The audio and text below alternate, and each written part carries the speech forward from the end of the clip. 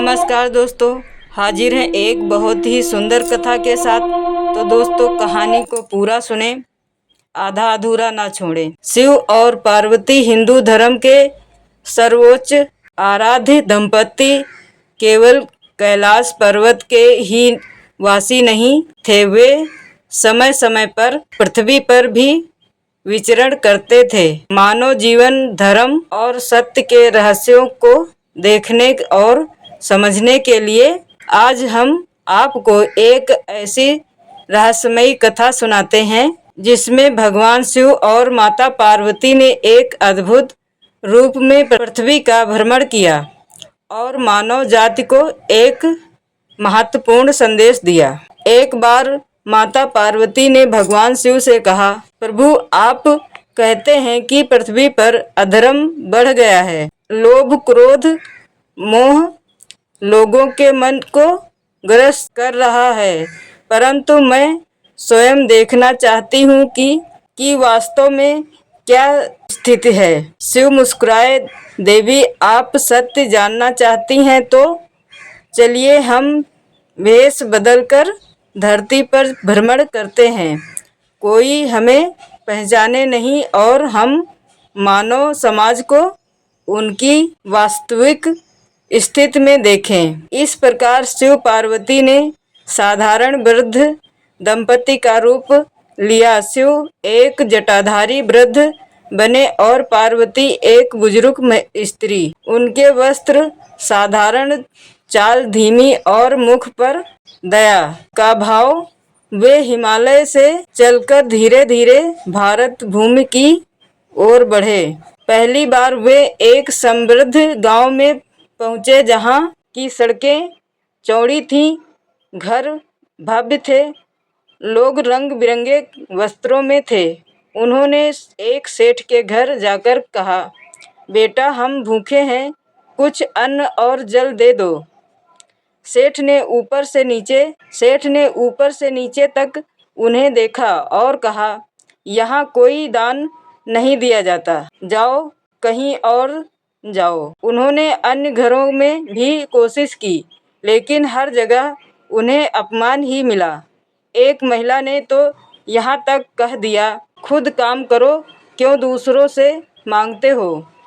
शिव ने पार्वती की ओर देखा और मुस्कुराए, देवी, यही है मानव का लोभ। यहाँ संपत्ति है लेकिन हृदय सूख चुके हैं। अगले दिन वे एक और गांव पहुँचे जहाँ एक विशाल मंदिर था। मंदिर में भजन कीर्तन हो रहा था, लोग फूल माला चढ़ा रहे थे। शिव बोले, देवी, यह तो आस्था का स्थान लगता है, शायद यहाँ हमें श्रद्धा मिले। वे मंदिर पहुँचे और पुजारी से बोले, हमने कई दिन से अन्न नहीं खाया, कुछ प्रसाद दे दीजिए।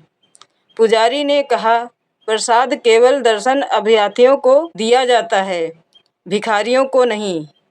शिव बोले, तो क्या भगवान भी केवल अमीरों के हैं? पुजारी बोला, धर्म का पालन नियमों से होता है, भाव से नहीं। पार्वती उदास हो गईं। उन्होंने कहा, स्वामी, यहाँ तो धर्म केवल आडंबर बन गया है, भावना नहीं रही। शिव बोले, देवी, यही है अंधभक्ति, जहाँ आडंबर अधिक और करुणा कम हो जाती है। इसके बाद वे एक छोटे से गांव पहुँचे जो अपेक्षाकृत निर्धन था। मिट्टी के घर, फूस की छतें, लेकिन चेहरों पर शांति और मुस्कान। उन्होंने एक कृषक के द्वार पर जाकर कहा, बेटा, क्या कुछ जल और अन्न मिलेगा? कृषक ने तुरंत पत्नी को बुलाया, भाग्य हमारे घर आया है, माता पिता आए हैं, जल्दी भोजन तैयार करो। पार्वती ने आश्चर्य से पूछा, तुम हमें जानते नहीं, फिर भी इतना स्नेह क्यों? कृषक बोला, जो भूखा है वही भगवान है, और जो दरवाजे पर आ जाए वह मेहमान नहीं, ईश्वर का भेजा हुआ दूत होता है। शिव की आंखें छलक उठीं। उन्होंने कहा, देवी, यही है सच्चा धर्म, सेवा और करुणा। फिर वे एक गहन वन में पहुँचे जहाँ एक तपस्वी कठोर तपस्या कर रहा था। उसके चारों ओर अग्नि के घेरे थे। शिव बोले, यह तो घोर तप है। देखिए देवी, कितना महान त्याग है। वे तपस्वी के पास पहुँचे और उससे पूछा, तुम यह तप क्यों कर रहे हो? तपस्वी ने उत्तर दिया, मैं स्वर्ग चाहता हूँ, देवताओं का दर्जा चाहता हूँ। जब मेरा यह तप सफल होगा तो मैं खुद को देवताओं से श्रेष्ठ समझूंगा। शिव गंभीर हो गए। उन्होंने कहा, देवी, तप अगर अहंकार के लिए हो तो वह भी मोह बन जाता है। यह त्याग नहीं, एक और प्रकार का लोभ है। अंत में वे एक पुरानी गुफा में पहुँचे जो कई वर्षों से बंद थी।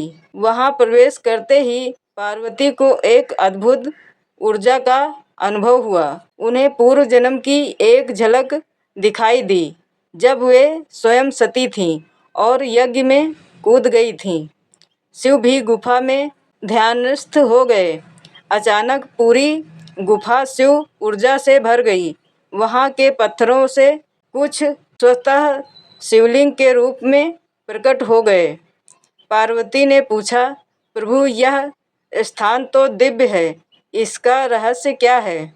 शिव बोले, यह स्थान वह है जहाँ मैंने सती को खोने के पश्चात सबसे पहले ध्यान लगाया था। यह स्थान मेरी पीड़ा और करुणा का केंद्र है। तुमने आज उसे पुनः जागृत किया है। वह गुफा एक पवित्र सिद्ध स्थान बन गई। आज भी कुछ पर्वतीय क्षेत्रों में ऐसी रहस्यमयी गुफाएं हैं जिन्हें शिव पार्वती स्मृति गुफा कहा जाता है। यात्रा के अंत में वे एक कस्बे में पहुँचे। वहाँ एक छोटा बालक पेड़ के नीचे बैठा था। उसने दोनों वृद्धों को देखा और दौड़ता हुआ उनके पास आया। उसके हाथ में रोटी का टुकड़ा था। उसने कहा, दादी, दादा, मेरे पास तो बस यही है, लेकिन आप भूखे होंगे, खा लीजिए। पार्वती की आंखों से आंसू गिरने लगे। उन्होंने उस बच्चे को आशीर्वाद दिया और शिव ने कहा, हे बालक, तू वही आत्मा है जो हर युग में हमें सच्ची भक्ति का श्रवण कराती है, जिससे हमने सीखा सच्चा धर्म क्या है। पृथ्वी भ्रमण समाप्त कर जब वे कैलाश लौटे तो माँ पार्वती चिंतन में डूबी थीं। उन्होंने कहा, स्वामी, अब मैं समझ गई, सच्चा धर्म मंदिर में नहीं, हृदय में है। श्रद्धा फूलों से नहीं, व्यवहार से दिखाई देती है। आडंबर के पीछे छिपी करुणा ही वास्तविक तप है। शिव बोले, देवी, जब तक मानव अपने भीतर झांक कर प्रेम, सेवा और करुणा नहीं दिखाता, तब तक वह सच्चे धर्म को नहीं जान सकता। और यही हमारे भ्रमण का उद्देश्य था, मानव को उसका प्रतिबिंब दिखाना। यह कथा केवल शिव पार्वती के एक रहस्यमयी यात्रा की नहीं है, यह मानव जीवन के सत्य को उजागर करने वाली कथा है। इस कथा के माध्यम से यह संदेश मिलता है कि धर्म आडंबर नहीं, संवेदना है। भक्ति क्रिया नहीं, भावना है। सेवा ही सबसे श्रेष्ठ पूजा है। और लोभ, अहंकार, मोह, ये ही सच्चे शत्रु हैं। जब भी जीवन में धर्म के नाम पर उलझन हो तो इस कथा को श्रवण करें। शिव पार्वती की यह रहस्यमयी यात्रा हमें हमारे अंदर की सच्चाई से परिचय कराती है। तो दोस्तों, यह कहानी आपको कैसी लगी कमेंट करके हमें ज़रूर बताएं। और हम एक और ऐसी ही कथा के साथ आपसे मिलेंगे। तब तक के लिए नमस्कार, धन्यवाद।